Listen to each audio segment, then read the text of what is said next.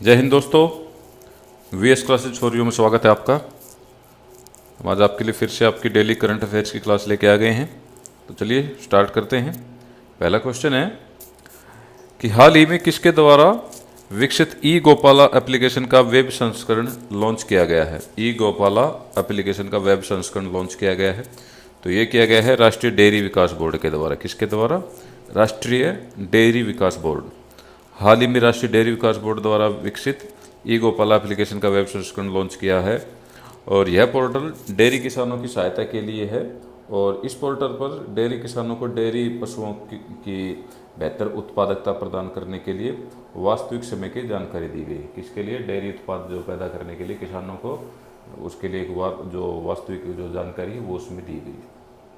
चलिए अगला है कि इनमें से किस एरोस्पेस कंपनी ने अंतरिक्ष स्टेशन के लिए चीटिया, एवोकाडो और रोबोटिक आर्म को लॉन्च किया है। एरोस्पेस कंपनी ने अंतरिक्ष स्टेशन के लिए चीटिया, एवोकाडो और रोबोटिक आर्म, तो ये लॉन्च किया है स्पेस एक्स कंपनी। किसने? स्पेस एक्स ने लॉन्च किया इसको। एरोस्पेस कंपनी स्पेस एक्स ने हाल ही में अंतरिक्ष स्टेशन के लिए चीटिया, एवोकाडो, रोबोटिक आर्म को लॉन्च किया है। ये एक दशक में नासा के लिए स्पेस एक्स का 23वां मिशन होगा। नासा के कैनेडी स्पेस सेंटर से रिसाइकल किए गए फाल्कन रॉकेट को आकाश में लॉन्च भी किया गया है। चलिए अगला देखते हैं। भारत के युवा मामले और खेल मंत्री का नाम बताइए जिसने हाल ही में fit India mobile application launch की है। तो ये लॉन्च की है अभी केंद्रीय जो हमारे युवा मंत्री और खेल मंत्री हैं अनुराग सिंह ठाकुर। कौन? अनुराग सिंह ठाकुर। उन्होंने हाल ही में फिट इंडिया मूवमेंट की दूसरी वर्षगांठ पर fit India mobile app launch की है। अब उन्होंने मोबाइल ऐप भी लॉन्च कर दी इसकी। और इस ऐप ये ऐप है ये एंड्रॉयड और जो iOS प्लेटफॉर्म है उन दोनों पर ही, हिंदी और इंग्लिश दोनों पर ही फ्री में उपलब्ध है। कौन सी ऐप है ये? Fit India mobile app, fit India mobile application. किसने लॉन्च की है? अनुराग सिंह ठाकुर, भारत के युवा मामले और खेल मंत्री। चलिए अगला है, निम्न में से किस मंत्रालय ने विज्ञान भवन से वाई ब्रेक का ऐप लॉन्च किया है? तो ये किया है आयुष मंत्रालय ने। किसने किया है? आयुष मंत्रालय ने वाई ब्रेक ऐप।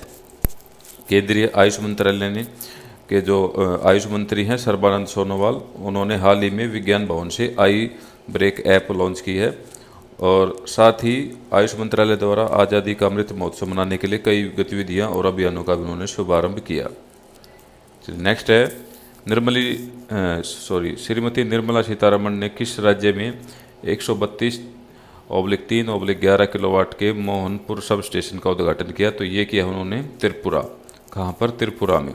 केंद्रीय वित्त एवं कॉरपोरेट कार्य मंत्री श्रीमती निर्मला सीतारमण ने हाल ही में त्रिपुरा में नवनिर्मित 132/33/11 किलोवाट के वी मोहनपुर सब स्टेशन का उद्घाटन किया है, जिसे power grid corporation of India limited द्वारा इसको निर्मित किया गया है। कि इन्होंने किया है? तो ये किया है वित्त मंत्री निर्मला सीतारमण ने। चलिए अगला है, टोक्यो पैरालंपिक में भारतीय निशानेबाज अवनी लेखरा ने कितने मीटर एयर राइफल में गोल्ड मेडल जीता? तो ये जीता उन्होंने 10 मीटर में। 10 मीटर जो अभी टोक्यो पैरालंपिक चल रहे हैं उसमें भारतीय निशानेबाज अवनी लेखरा ने हाल ही में महिलाओं के 10 मीटर एयर राइफल के क्लास SH1 में गोल्ड मेडल जीता है। उन्होंने 249.6 के स्कोर के साथ पैरालंपिक रिकॉर्ड बनाया और विश्व रिकॉर्ड की बराबरी की। ये जो पैरालंपिक के जितने भी मेडलिस्ट हैं उनकी फुल लिस्ट में जब जैसे ये पैरालंपिक ख़त्म होते हैं आपको पूरी लिस्ट पूरा उसके साथ डिटेल के साथ एक वीडियो बना के इस पर दे दूंगा, जो कि आपके आने वाले एग्जाम में काफ़ी सहायक होंगे वो आपके लिए। तो चलिए आगे देखते हैं। दिल्ली का मुख्यमंत्री अरविंद केजरीवाल ने किस बॉलीवुड अभिनेता को देश के मेंटोर अभियान का ब्रांड एम्बेसडर बनाया? ये मैंने कल भी बताया था। तो ये बनाया किनको? सोनू सूद को। चलिए अगला है, निम्न में से किस राज्य के राज्यपाल बनवारी लाल पुरोहित को पंजाब के नए राज्यपाल का अतिरिक्त प्रभार सौंपा गया है? तो ये सौंपा गया है तमिलनाडु। तमिलनाडु के राज्यपाल बनवारी लाल पुरोहित को पंजाब के नए राज्यपाल का अतिरिक्त कार्यभार सौंपा गया उनको, जबकि इससे पहले पूर्व VP सिंह बदनौर वहाँ पंजाब के राज्यपाल थे और चंडीगढ़ के वो प्रशासक थे। कौन थे इससे पहले? VP सिंह बदनौर। और अब किनको सौंपा गया है? तमिलनाडु के राज्यपाल बनवारी लाल पुरोहित को पंजाब का अतिरिक्त प्रभार।